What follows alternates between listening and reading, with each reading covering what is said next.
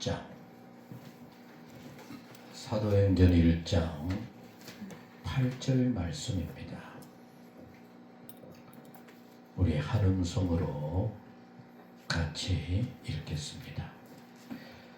오직 성령이 너희에게 임하시면 너희가 권능을 받고 예루살렘과 온 유대와 사마리아와 땅끝까지 이르러 내 증인이 되리라 하시니라.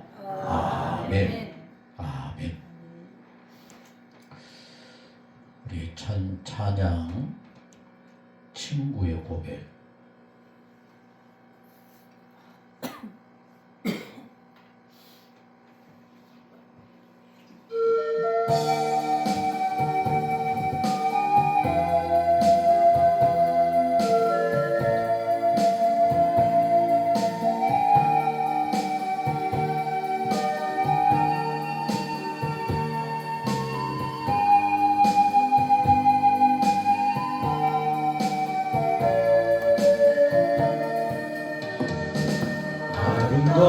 아름다웠던 지난 추억들, 사랑했었던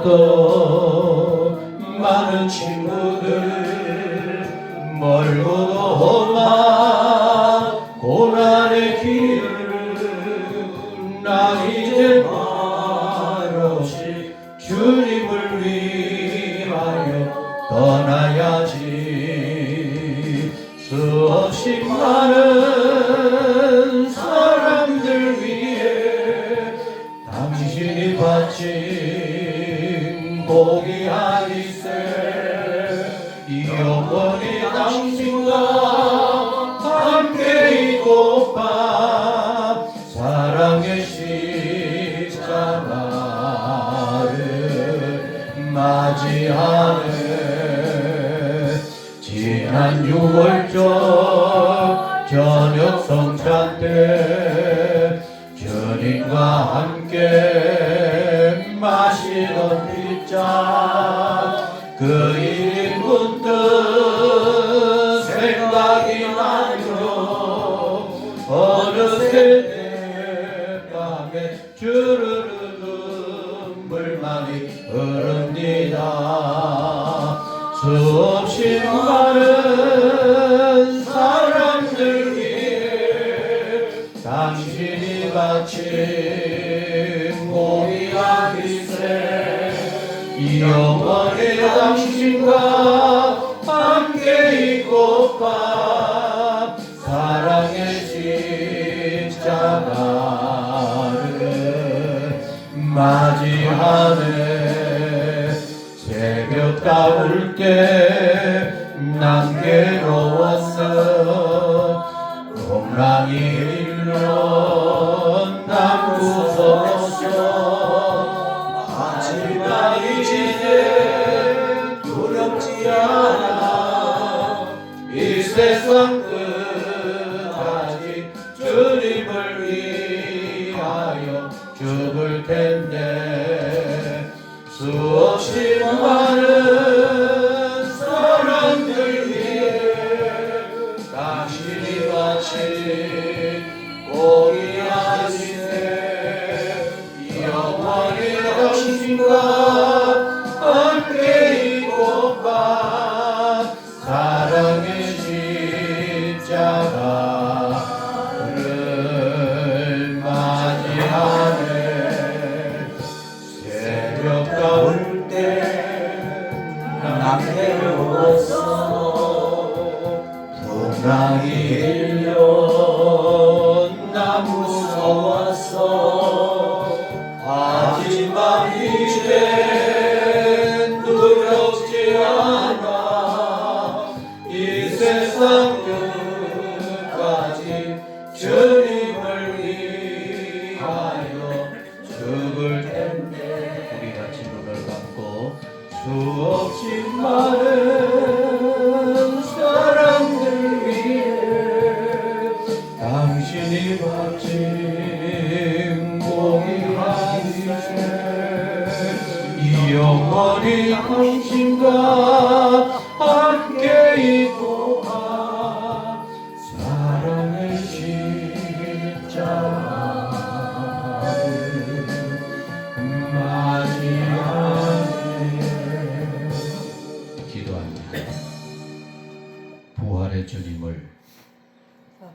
우리 마음에 모시고 주 안에서 은혜 가운데 주님의 마지막 유언과 같은 당부, 땅끝까지 이르러 부활의 증인이 되라.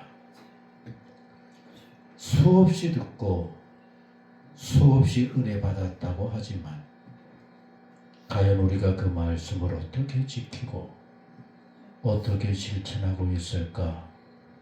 오늘도 두렵고 부끄러운 것밖에 없습니다. 주여, 저희들을 꾸짖지 마시고 제자들에게 찾아와 다시 격려하고 다시 일으켜 세웠던 것처럼 저희들에게도 그러는 종으로 주여 역사하여 주옵소서. 그리하여 이제부터라도 남은 여생은 있는 그곳이 어디든지 부활의 증인이 되게 하옵시고 땅끝까지 복음을 전파하는 일에 나의 작은 마음이라도 보태질 수 있도록 내 주여 꼭 도와 주옵소서. 아버지여, 우리의 부끄러움을 이제는 더 이상 버려두지 마시옵시고 성령으로 깨닫게 하옵소서. 복음의 증인이 되게 하여 주옵소서. 내 삶의 자리가 바로 복음이 전파되어지는 정말 소중한 우리 한 사람 한 사람 꼭 되게 하옵소서. 그러자면 우리의 마음이 평안해야 합니다. 주의 은혜로 가득 차야 할 줄로 믿습니다.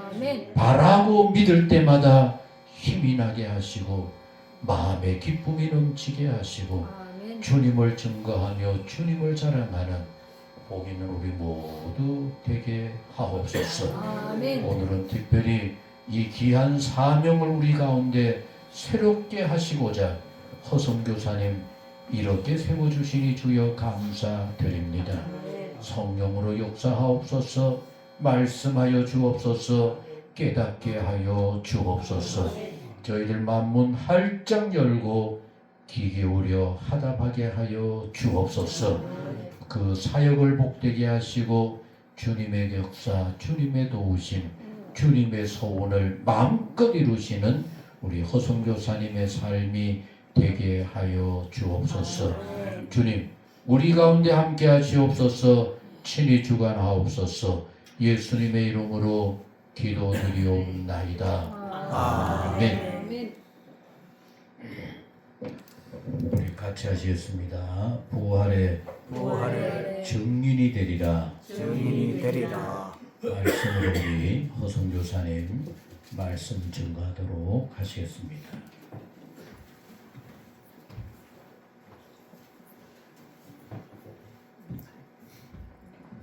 할렐루야. 반갑습니다. 늘 여러분들이 기도해 주시고 응원해 주시고 또 어려운 가운데서도 후원을 해 주셔서 하나님께서 제게 맡겨주신 귀한 사역들을 잘 감당하고 있습니다. 귀국한 지가 조금 한 3주간 됐는데 이제 와가지고 보고를 드리게 돼서 죄송합니다. 몇 번 오려고 했는데 갑자기 뭐 일이 생겨서 못 왔습니다. 오늘이 4.19 1960년도에 학생들에 의해서 4.19 혁명이 일어난, 그러니까 오늘 꼭 66주년 되는 4.19 기념 주일입니다. 미루다가 보니까 오늘 그렇게 됐는데 또 공교롭게요. 올해 느닷없이 연락이 왔어요. 그래서 제가 몽골에 들어갔다 왔는데 고려대학교에 거기는 4.19가 아니고 4.18이라고 그러더라고요. 그러니까 4월 18일 날 저녁에 고려대학교 학생들이 모여가지고 이제 의논하면서 이제 이 4.19 혁명을 준비했던, 이제 그걸 선배들이 기념하면서 4.18 민주 사관학교라고 하는 거를 고려대학교 안에 만들어 놓은 모양이에요. 선배들이. 그래서 또 우리 지난 그 탄핵 정권도 있고 뭐 그 이후에 여러 가지 5.18 문제도 있었고 이제 있다가 보니까 이 선배들이 중심이 돼가지고 이 선배들이라는 게 전부 80대, 90대 그리 된 사람들인데 이 사람들이 우리의 이 고대의 민족 정신을 고대의 4.18 정신을 후배들에게 좀 전수해 줄 필요가 있다. 그렇게 만들어 가지고 어떻게 할까 뭐 연구하다가 몽골의 칭기스칸의 리더십을 이 아이들에게 좀 교육을 하자. 그래서 그렇게 하려면 직접 몽골의 칭기스칸 고향까지 가가지고 우리가 이 프로그램을 하자. 그렇게 하다 보니까 지금 고려대학교에 와서 유학하고 있는 몽골 학생들이 한 200명이 돼요. 그 정도로 많더라고요. 나도 깜짝 놀랐어요. 그리고 고려대학교에 유학 온 최초의 1호 몽골 유학생이 한국의 북한 대사로 가 있다가 북한 김일성 종합대학에서 유학하다가 그 아버지가 북한 대사로 20년 있다가 몽골로 들어왔다가 한국으로 와가지고 한국에서 10년 동안 대사로 있으니까 북한에서 공부를 못 마쳤으니까 한국에 와가지고 고려대학교에 입학을 해서 거기에서 이제 경영학과를 졸업을 했더라고요. 그래서 이런 과정을 추적하면서 그 대사도 만나고 대사의 딸도 만나고 이래가면서 우리가 고려대학교에서 이러이러한 프로그램을 하려고 그런다. 그래서 이거는 해마다 이렇게 될 거니까 몽골 학생들하고 또 같이 함께 했으면 좋겠다. 그래서 이 프로그램을 개발하게 되는데 이렇게 되다가 보니까 오늘 또 하필이면 4.19 주일날에 와가지고 또 말씀도 이렇게 전하게 되는 것 의미가 있지 않나. 우리나라에 기독교 복음이 최초로 들어온 게 언제입니까? 아펜셀러와 언더우드 선교사가 한국 땅을 처음 밟은 게 언제예요?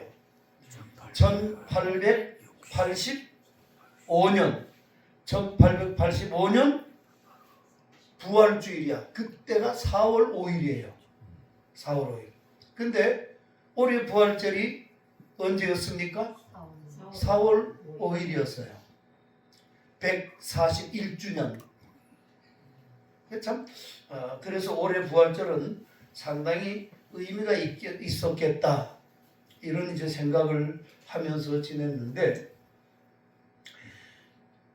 이 아펜셀러와 언더우드 선교사가 인천 제물포항으로 입국해서 이 땅에 복음의 씨앗을 뿌린 지 141년이 되었는데 141년 만에 물론 뭐 지금은 좀 줄어들기도 하고 정체도 되었지만 어쨌든 우리 국민의 4분의 1이 크리스찬이다.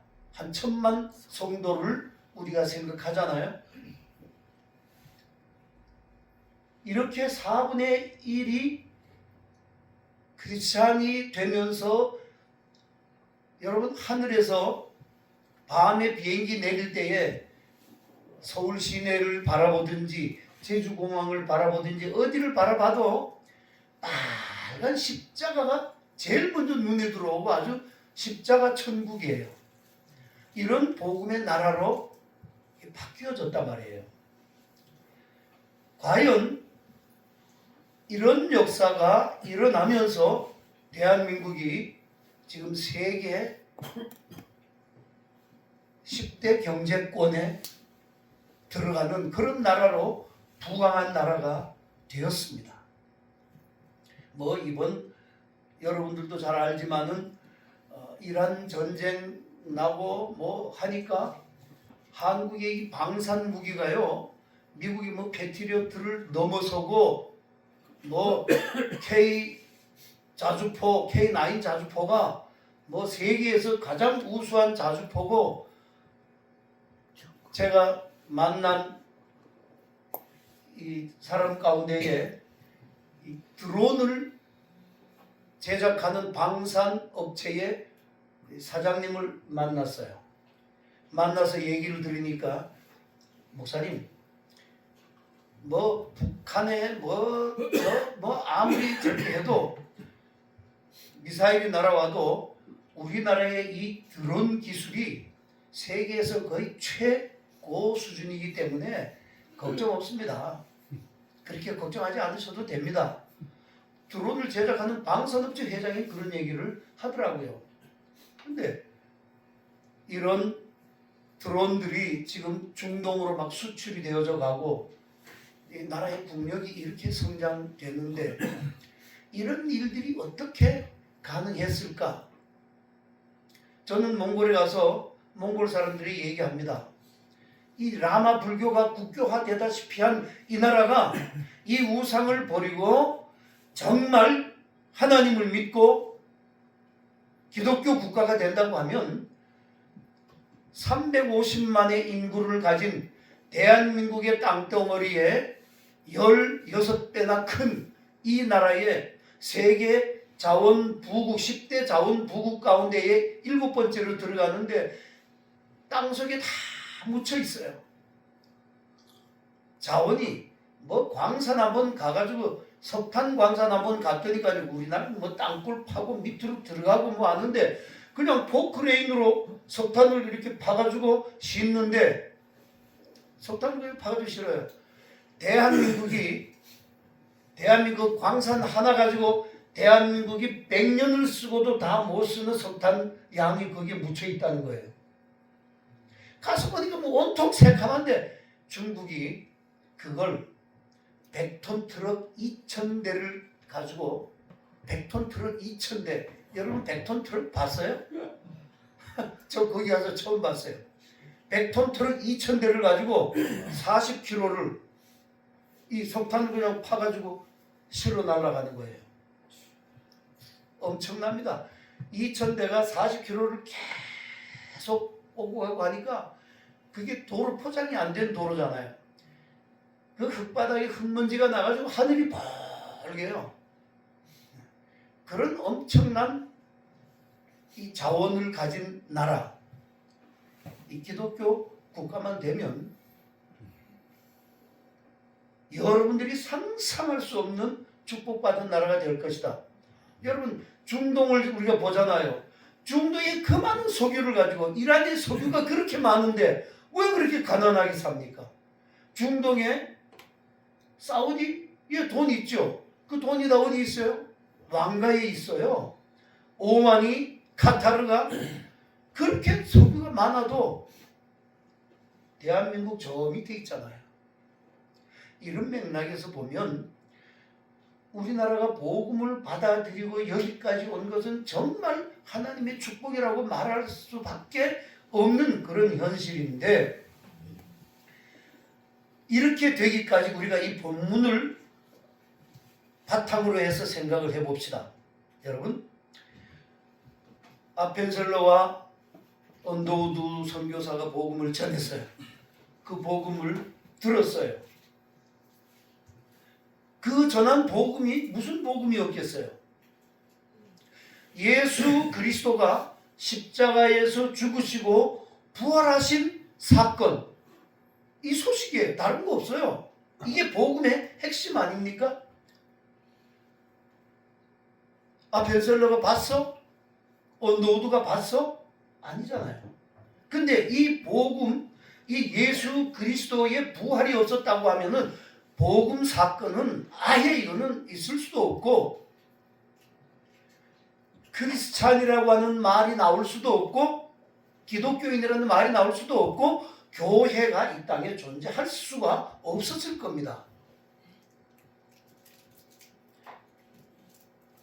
다시 말하면 예수 그리스도의 부활 사건이 있었기 때문에 그 부활 사건을 본 사람들이 우리가 성경에 부활 사람 요한복음 20장 뭐 전체가 다 예수 그리스도의 부활을 본 사람들이 야 내가 봤다. 마리아가 막달라 마리아가 무덤에 가서 야 예수 그리스도가 부활하셨다가 보고 난 다음에 그걸 뛰어가가지고 제자들에게 알리고 제자들이 가서 확인하고 보고 확인한 것들을 가지고 전파해서 수백 년 동안 1000년 동안 2000년 동안 전해로 본 사람들에 의해서 그게 전파돼서 우리에게까지 전해져서 우리가 본 사람들의 그 얘기를 믿는 게 우리 아닙니까? 우리가 믿으니까 여기 있지. 그거 안 믿는다면 여기 와 있을 이유가 뭐가 있어요? 이렇게 그리스도의 십자가의 고난과 죽음 거기서 끝났다라고 한다면 다시 말하면 부활이 없었다면 오늘날 이 땅에 교회도 없고 그리스도인도 없고 우리의 존재도 없었을 것이라는 얘기예요. 예수 그리스도의 부활의 기초 위에 오늘 우리가 있는데 이 부활하신 예수님께서 승천하시기 전에 하늘로 가시기 전에 유언처럼 제자들에게 하신 말씀이 뭐예요? 오직 성령이 너희에게 임하시면 너희가 권능을 받고 능력을 받는다 이래요. 능력. 예루살렘과 온 유대와 사마리아 땅 끝까지 이르러 내 증인이 되리라. 여러분 여기에서 우리가 중요한 포인트를 하나 생각을 해야 돼요. 증인이 되라 그랬습니까? 아니잖아요. 증인이 되라 이렇게 얘기하셨으면 좋았을 텐데 증인이 되리라 이렇게 말씀하셨다는 거예요. 여러분 들어보세요. 너 야 힘이 좋구나. 너 운동선수가 되라.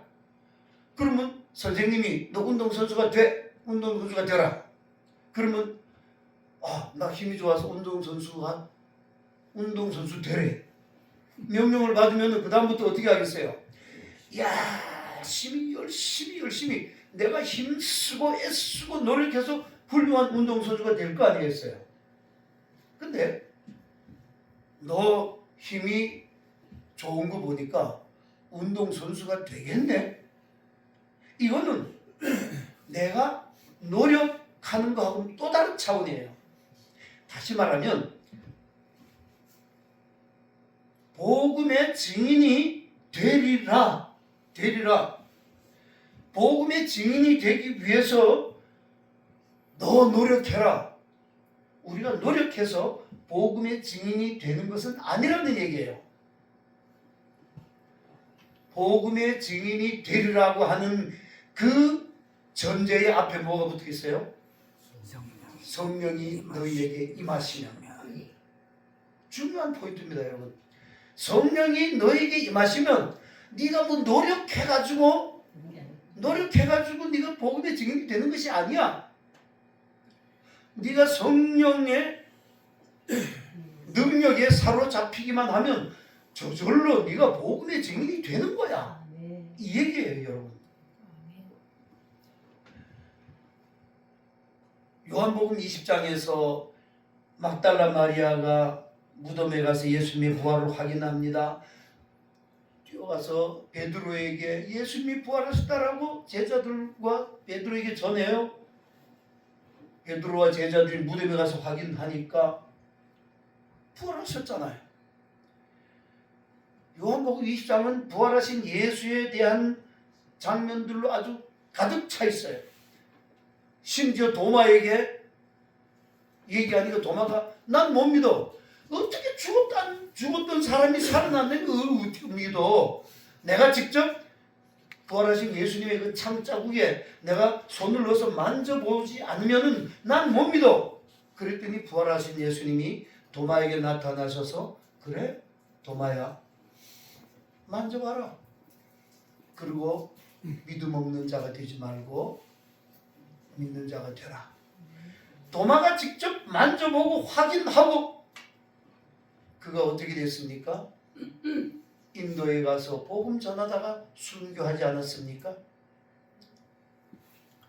사도행전 9장에서 다메섹을 향하던 사울이 다메섹 도상에서 부활하신 주님을 환상 가운데 직접 만나게 됩니다. 직접 그가 만난 것은 아니지만은 환상 가운데 자기에게 찾아오신 부활하신 주님을 그가 인격적으로 만납니다. 그리고 난 다음에 그가 고린도전서 15장에서 뭐라고 말합니까? 그 부활하신 주님이 게바에게 보이시고, 베드로 별명이 게바잖아요. 베드로 게바에게 보이시고 500여 형제에게 일시에 보였다고 그랬어요. 일시에 보였다고 그랬어요. 여러분 이건 무슨 말을 하는 거냐면 예수 그리스도의 부활은 역사적인 사실인 거지 이게 무슨 전설이나 신화가 아니고 소설도 아니고 동화도 아니다. 실제 있었던 그런 사건이다. 이런 얘기인 거예요. 우리가 믿는 예수 그리스도의 부활이라고 하는 것은 실제적으로 역사적으로 있었던 일이기 때문에 그 사실을 직접 목격한 사람들에 의해서 전해지고 여기까지 오게 된 거예요. 여러분 꼭 봐야 확인하는 것은 아니잖아요.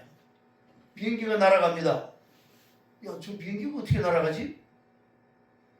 야, 그 비행기가 조종을 하니까 비행사가 조종을 하니까 날아가지. 야, 저기 비행사가 있는지 보여? 보입니까? 안 보이잖아요. 그래도 우리가 사실 뭐예요? 그 비행기를 조종하는 것을 본 사람들이 그 비행기 날아가는 조종사가 있기 때문이야. 우리는 한 번도 못 봐도 날아가는 사실을 알잖아요. 마찬가지예요. 예수 그리스도의 부활을 직접 목격한 사람들에 의해서 전해지게 되는데 예수 그리스도의 부활을 본 초대교회의 처음 제자들은 부활의 주님을 만나기 전에 어땠어요? 그들은 무서웠고 두려웠고 도망가고 배신하고 부인하고 그랬어요. 왜? 살기 위해서. 살려고 예수님을 모른다고 부인했고 십자가 현장에서 도망쳤고 예수님을 난 모른다 부인했던 그 제자들인데 부활의 주님을 만나고 난 다음에는 완전히 변했어요. 변해가지고 그 다음에부터는 달라졌습니다. 담대하게 예수 그리스도가 십자가에서 죽고 부활하셨다. 사흘 만에 부활하셨다. 자기가 본 사실, 확인한 사실을 예수님이 부활하기 전에 이 얘기 했어요, 안 했어요? 했어요. 내가 죽어서 사흘 만에 부활할 것이다. 안 믿었어요. 그랬는데 직접 목격하고 난 다음에 보고 난 다음에는 이 제자들의 삶이 완전히 달라졌습니다. 이 제자들의 삶이 달라지면서 세상도 달라졌다는 거예요. 세상도 달라졌어요. 대제사장들이 예수의 부활을 가지고 이걸 감추려고 거짓이다, 거짓 소문이다 이렇게 하려고 얼마나 그랬습니까? 그래도 진실 앞에서 거짓이 이길 수가 없는 거예요. 그래서 증거하는 자들에 의해서 세상과 제자들이 달라졌습니다. 그래서 그리스도인이 생기고 교회가 생기게 된 것이에요. 우리의 존재라는 것이 아까도 말씀드렸지만은 우리는 증거하는 사람들에 의해서 우리가 믿기 때문에 이 자리에 있는 거예요. 우리의 이 열린 교회가 여기에 있게 된 배경도 증인들에 의해서 증거되고 그 증거를 믿은 사람들에 의해서 여기에 교회가 생기게 된 것이에요. 그래서 교회의 역사는 선교의 역사다. 다시 말하면 증거의 역사다. 이 얘기입니다. 이 선교를 가능하게 하는 힘은 오직 하나, 내가 힘쓰고 애쓰고 노력해서 되는 게 아니라 성령이 너희에게 임하시면, 성령이 너희에게 임하시면 간단한 거예요. 이거 하나예요. 주님이 승천하시면서 내가 가면 보혜사 성령을 너희에게 보낼 것이다. 선교의 주체는 내가 아니고 주님이시다라는 거예요. 우리의 착각은 내가 선교하고 내가 전도하는 것이다. 아니요. 주님이 하시는 거예요. 주님이 하시는 거예요. 그래서 우리가 기도해야 된다. 기도해야 된다는 왜?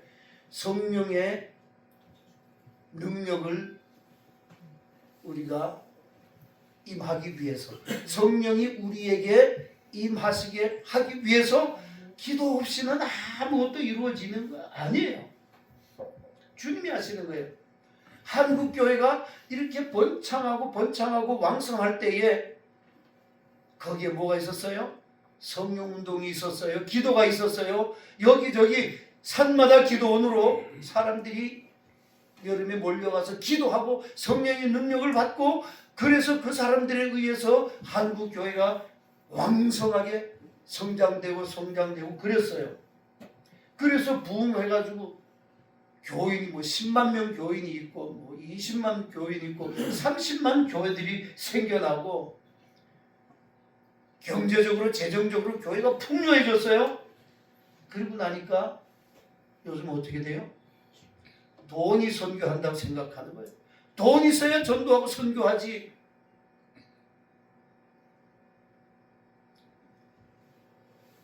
대형 교회가 말이죠.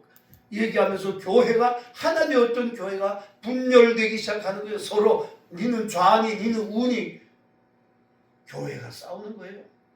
내가 한다는 착각 때문에, 돈이 한다는 착각 때문에, 교회가 가진 힘으로 한다는 착각 때문에.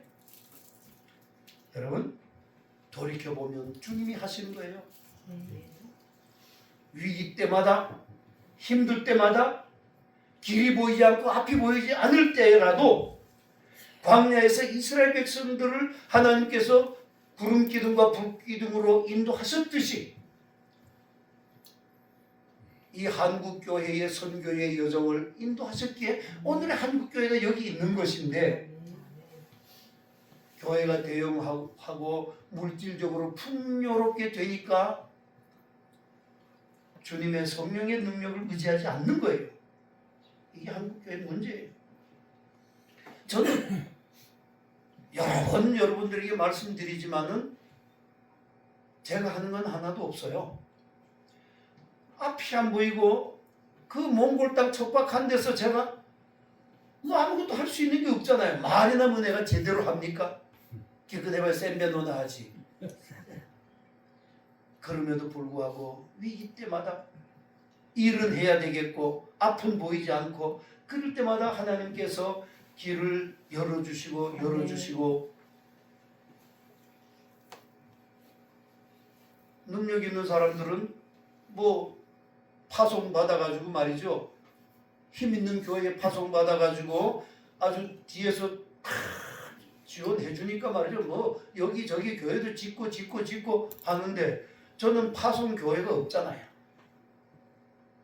정말 하나님 한번 바라보고 들어왔는데 지금 19년째 여기까지 이르게도 하셨고, 다른 사람은 파송 교회가 있으니까 70에 은퇴해. 그러니까 70에 은퇴하고 나니까 지금 100세 시대에 은퇴하고 난 다음에 할 게 없잖아요. 근데 저는 누가 나를 보고 은퇴하라 말할 사람도 없고 하니까 아직도 하고 할 일이 있어서 하나님이 이런 일을 해라 그렇게 주시니까 아직도 현장에서 이렇게 일할 수 있다면 이게 얼마나 감사한지 몰라요. 날 보고 형님은 제일 행복한 사람이야. 그래서 왜? 집이 4개야 이러더라고. 뭔 소리야? 그러니까 동해 가면 집이 있지, 양평 가면 집이 있지, 서울 가면 집이 있지, 몽골 가면 집이 있지. 야 이놈아, 내가 집이 4개가 아니라 침대가 4개다. 잠자리가 4군데가 있다. 집 가지면 뭐예요? 자기 집 가지고도 거기서 뭐 자지도 못하고 그러고 사는 사람들이 얼마나 많은데. 생각해보니까 내가 행복한 사람이에요. 하나님이 다 그렇게 하시고 내가 무슨 뭐 연금 하나 나오는 거 없고 아무것도 없어도 그래도 하나님께서 인도해 주시고 하시니까 여기까지 달려올 수가 있었던 거예요. 며칠 전에 페이스북을 보다가 어느 경기도의 후배 목사가 올린 글을 보는데 참 여러분 요즘에 이 선거 때잖아요. 총선을 앞두고 또 요즘에 노회가 여기저기서 열리는 때예요. 봄노회가. 총선을 앞두고 근데 은퇴를 한 4, 5년 남겨둔 목사님이 이 청빙을 못 받아가지고 교회를 떠나게 됐대. 그 이유를 썼는데 기가 막힌 거예요. 뭐냐면 장로님들하고 목사님하고 지지하는 정당이 다르다고. 세상에 교회가 서로 다르다고. 교회 안에 좌가 어디 있고 우가 어디 있어요. 우리는 예수 그리스도 한 분밖에 없는 사람들, 복음의 증인밖에는 안 되는 사람들이에요. 참 한국교회 죄송하지만은 이건 뭐 목사들이 책임져야 될 일인데 요즘에 규제 철폐법 해가지고 교회를 법을 만들어 가지고 교회도 정부가 간판 내리도록 규제를 하도록 이 법안이 뭐 지금 계류되어 있다더라고요. 그럼 뭐 통일교 때문에 신천지 때문에 그런 법이 발의가 됐다라고 하는 것 저는 거기까지는 알아요. 근데 우리가 깊이 생각해 보면은 누가 그런 상황을 만들었나 이거예요. 누가 그런 상황을 만들었어요? 한국교회 저렇게 정부가 교회 규제를 할 정도까지의 법을 만들도록 이 상황을 만드는 게 누가 만들었냐 이거. 한국 교회가 만드는 자업자득이에요. 난 그래서 생각했어요. 그래, 교회가 좀 핍박도 받아봐야지. 그렇잖아요. 어떤 상황에서 오늘날 교회가 살아남았는데 그 공산치하에서 교회를 그렇게 박해하고 불지르고 성도들을 잡아서 총칼로 죽이고 일제의 그 압제 속에서도 살아남은 교회인데 교회가 무슨 뭐 세습이니 뭐니 부활절 연합 예배를 드리는데 뭐 대통령이 왔다고 말이죠. 뭐 그 부활주일 예배 때에 하나님께 찬양하고 영광을 하나님께 돌려야 되는데 저게 예배 자리인지 무슨 정치 선동 자리, 대통령 친송하는 자리인지 전 그거 보고 이 한국교회가 자정 능력을 잃었으니 이런 법들이 만들어지는 데까지 이르지 않았냐. 정말 순수하게 성령의 능력에 의존해서 돈도 아니고 권력도 아니고 힘도 아닌 정말 예수, 부활하신 오직 예수, 그 예수 한 분만으로 교회가 믿고 나갈 때에 권능을 받는다. 권능이라는 게 여러분 우리가 힘을 가지고 너 사탄 마귀 나가라 그런 힘만 능력이 아닌 거예요. 사탄의 세력 앞에서 교회가 탄압을 받고 지탄을 받을 때에도 흔들리지 않고 그 속에서 믿음을 꿋꿋하게 지킬 수 있는 그 힘이, 그게 능력이고 그게 진정한 권능이에요. 네. 바울이 복음을 전하다가 목숨을 잃을 위기를 얼마나 많이 맞습니까? 이리 터지고 저리 터지고 맞고 할 때에 우리가 생각하는 능력이라 그러면은 바울 사도를 곤장 치던 녀석이 막대기가 부러지게 하나님이 만드셔야지. 아니잖아요. 우리가 생각하는 그런 능력, 그거 아니에요. 어떤 상황 속에서도 성령 하나님을 의존하고 부활의 예수 그리스도의 능력을 믿고 의존하고, 우리 찬양했잖아요. 사나 죽으나 주님의 것이라. 사나 죽으나 주님의 것이다. 우리가 이 믿음 하나 가지고 증인으로 살아가는 것 아닙니까? 갈라디아서 2장 20절에 내가 그리스도와 함께 십자가에 못 박혔나니 그런즉 이제는 내가 사는 것이 아니고 오직 내 안에 그리스도께서 사시는 것이다. 이제 내가 육체 가운데 사는 것은 나를 사랑하사 나를 위하여 자기 몸을 버리신 하나님의 아들을 믿는 믿음 안에서 사는 것이다. 내 안에 그리스도께서, 부활하신 그리스도께서 사셔서 내가 사는 거예요. 그러므로 주권자는 하나님이에요. 기도 안 이루어진다고 내가 생각하는 뜻대로 기도했는데 하나님이 이루어 주시지 않아 실망하고 낙심? 아니요. 실망하고 낙심할 이유가 없어요. 나는 기도한 것으로 하나님 앞에 맡기면 되는 거예요. 바울이 우리보다가 그렇게 위대한 사도 바울이 그렇게 하나님 앞에 복음을 전한다는데 자기 몸이, 이 육체의 가시가 이게 힘든 거요. 하나님, 이것만 없으면 내가 얼마나 힘있게 복음을 전할 텐데 이거 좀 없이 해주십시오. 목숨을 건 기도를 3번씩이나 해도 하나님이 그래 고쳐줄게, 고쳐주시지 않았잖아요. 내 능력이, 내 은혜가 너한테 족하다. 그래서 평생을 육체의 그 가시를 가지고 그는 복음의 증인으로 살았습니다. 증인으로 산다는 것, 주님이 주인이고 주인이 가시는 그 길을 따라 사는 거예요. 그래서 사나 죽으나 주님의 것이고, 성공했다고 자만할 것도 아닙니다. 실패했다고 낙심할 일도 아닌 거예요. 오직 주님이 하시는 거예요. 우리가 전하는 것은 그래서 부활의 주님을 전하는 것입니다. 근데 중요한 포인트가 있어요. 주님을 전한다라고 하는 것이 무슨 의미를 가지냐?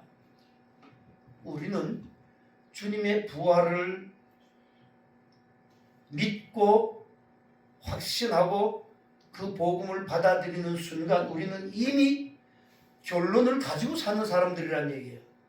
이게 무슨 말입니까? 결과를 가지고 말하는 사람이라 이거예요. 죽어도 산다. 결과잖아요. 우리가 하는 말 중에 이런 얘기잖아요. 따놓은 당상이다. 이거는 이리 가도 저리 가도 따놓은 당상이야. 예, 우리 그리스도인들이 그래요. 예? 세상은 불확실한 세상이에요. 불확실성의 시대예요. 길이 안 보여요. 뭐가 진리인지, 무엇이 정의인지. 근데 주님이 말씀하시잖아요. 내가 길이고, 내가 진리고, 내가 생명이다. 예수의 부활은 곧 우리의 부활로 이어지기 때문에 따놓은 당상이에요. 따놓은 당상이에요. 고린도전서 15장 21절 이하에 사망이 한 사람으로 말미암았으니 죽은 자의 부활도 한 사람으로 말미암는도다. 아담 안에서 모든 사람이 죽은 것 같이 그리스도 안에서 모든 사람이 삶을 얻으리라. 그래서 우리는 죽어도 산다? 이 믿음 하나로 사는 거예요. 결과를 가지고 우리는 이 땅에서 살고 있는 그런 사람들이기 때문에 요만큼 기쁜 일이 있다고 막 좋아하고 요만큼 슬픈 일이 있다고 낙심하고 일희일비할 이유가 없는 사람들이라는 거예요. 억울해도 실패해도 환경이 어려워도 약해도 많이 가졌다고 성공했다고 잘났다고 이거 없이 우리는 결과를 이미 가지고 사는 사람들, 가는 길이 확실한 사람들, 증인으로 사는 것입니다. 주님 따라 사는 것입니다. 내 의지가 아닌 주님, 성령 하나님께서 내 삶을 주장하시는 대로 그렇게 사는 거예요. 우리의 입술에 이 기쁜 소식, 주님 부활하셨습니다. 나도 부활할 것입니다. 우리도 부활할 것입니다. 이걸 달고 사는 것이 증인으로 사는 것입니다. 세상 제일 무서운 사람, 저도 어릴 때 싸워봐서 알아요. 뭐 제가 깡패처럼은 안 싸워도 젊었을 때 그냥 싸우니까 그래도 내가 뭐 학교 때 복싱도 하고 뭐 태권도도 하고 18기도 하고 뭐 우리 작은아버지가 나를 가르친다고 그냥 그런 걸 막 가르쳐 놨어요. 애가 하도 순둥이처럼 생겨서 그런지 몰라도 얻어맞지 말라고. 우리 어릴 때는 그렇게 가르쳤어요. 그래서 싸움하면 잘해요. 거기다가 마라톤도 했잖아요. 그런데 싸움이 붙어서 한 번 진짜 제가 초등학교 6학년 때 정말 억울해가지고 어떻게 싸웠는데 이 화장실 청소하는 그 빗자루 더러운 걸 가지고 나를 쳐가지고 열받아가지고 싸웠는데 얼마나 싸웠는데 이게 죽여라 이러고 달게 드니까 이건 방법이 없어요. 싸움은 빨리 끝내야 돼. 내가 분명히 이겼는데 끝내야 되는데 저놈이 그만둬야 돼. 죽으라고 발가락이 잡고 죽여 이러고 달게 되는데 이야 그거는 감당 못하겠더라고. 나중에 생각해보니까요. 세상에 제일 무서운 사람이 죽여 그 사람이요.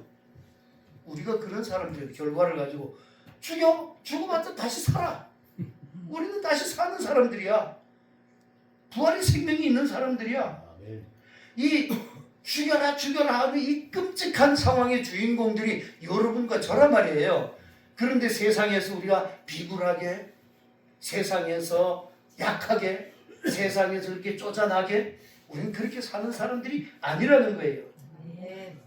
그걸 가장 잘 나타내주는 게 히브리서 11장 말씀입니다. 히브리서 11장에 믿음의 선진들을 쫙 나열합니다.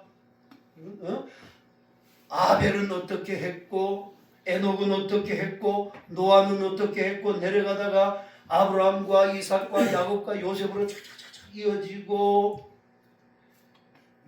믿음의 선진들을 열거하면서 때로는 핍박을 받고 조롱을 당하고 채찍질 당하고 결박을 당해서 옥에 갇히기도 하고 돌로 치고 그 시신을 톱으로 켜고 시험과 칼로 죽임을 당하고 양과 염소의 가죽을 입고 유리하면서 거처할 것도 없이 유리하면서 그렇게 살면서 궁핍과 환난과 학대를 받았어도 히브리서 기자의 결론이 뭡니까?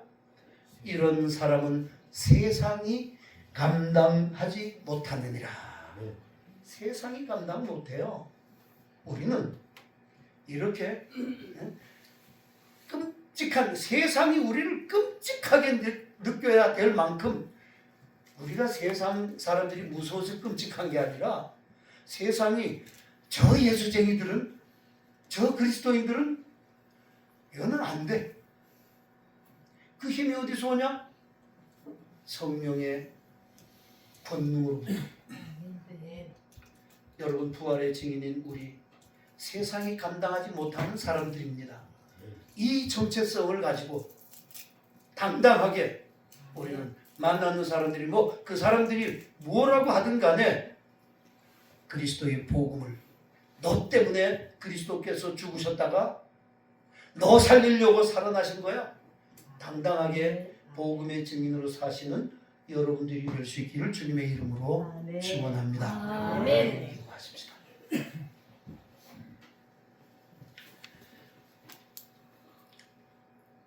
사랑의 주님, 곰곰이 생각해 봅니다. 주님의 부활이 없으셨다면 우리가 어찌 이 자리에 있을 수가 있겠습니까? 죽을 수밖에 없는 저희들이었습니다.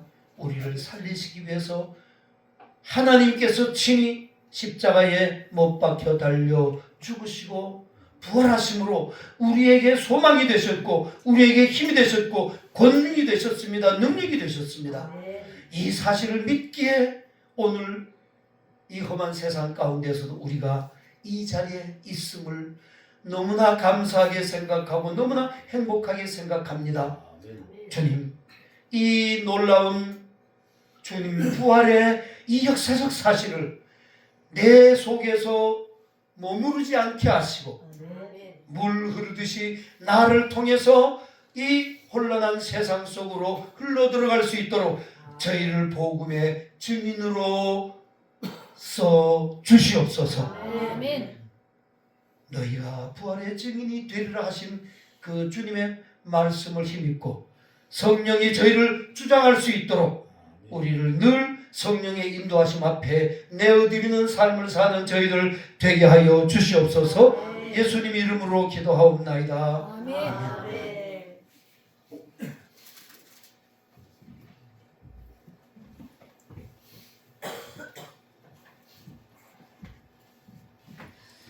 찬송 424장 찬송입니다.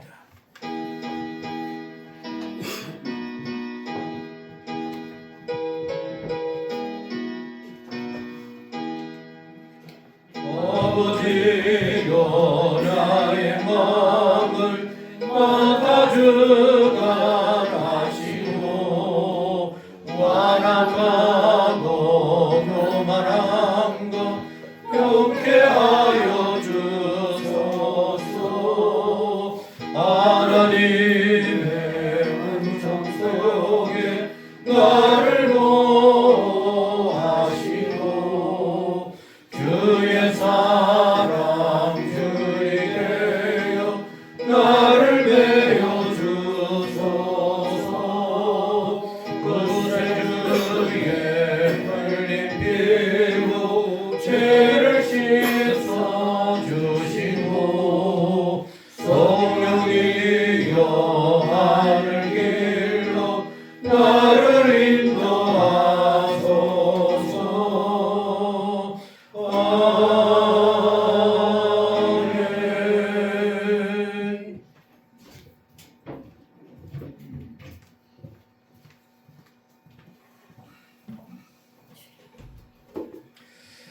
예수 그리스도 이름으로 이 모든 예물을 하나님께 바칩니다. 기도하시겠습니다. 부활의 증인이 되리라. 주님, 저희들을 온전히 주께 내어 드리오니 부활의 증인으로 삼아 주옵소서. 아멘. 성령으로 충만케 하사 부활을 믿게 하여 주옵시고 아멘. 내가 전해야 된다는 사실 깨닫게 하여 주옵시고 아멘. 증거할 때마다 힘이 나고 지혜가 떠오르고 하나님의 도우심을 곳곳에서 경험할 수 있는 복 있는 우리 모두 되게 하옵소서. 아멘. 허 선교사의 삶을 아십니다. 주여 마음껏 축복하시고 함께하시고 아버지. 하나님의 권능의 장중에 늘 붙잡아 주시고 동행하여 주옵소서. 아멘. 오늘 귀한 예물을 아버지 앞에 바치게 하시니 주여 감사드립니다. 기쁘게 받아 주옵소서. 너의 믿음대로 될지어다. 믿고 의지한 대로 모든 것에 주의 권능, 주의 도우심, 축복하심이 나타나게 하여 주옵소서. 건강도 주시고 생활 속에 주의 평강도 임하게 하여 주옵소서. 기도 제목을 하시는 아버지여, 모든 곳에 함께 하시고 은혜롭게 하시고 이루어지게 하여 주옵소서. 이 예물 쓰이는 곳에 아버지의 영광이 나타나게 하옵시고 아버지의 뜻이 이루어지게 하옵시며 우리 모두 감사하며 찬송하게 하여 주옵소서. 모든 예물 주께 바칩니다. 받아 주옵소서. 이제는 부활의 증거가 친히 그 몸으로 나타내시고 보여주시고 확증해 주신 우리 주 예수 그리스도의 은혜와 하나님 아버지 무한하신 사랑과 성령의 교통하시고 역사 충만하심이 부활의 증인으로 험한 세상에 하나님의 자랑스러운 증인이 되기를 소원하는 모든 성도들의 생활 위에 영원히 함께 하시기를 간절히 축원하옵나이다. 아멘. 아멘.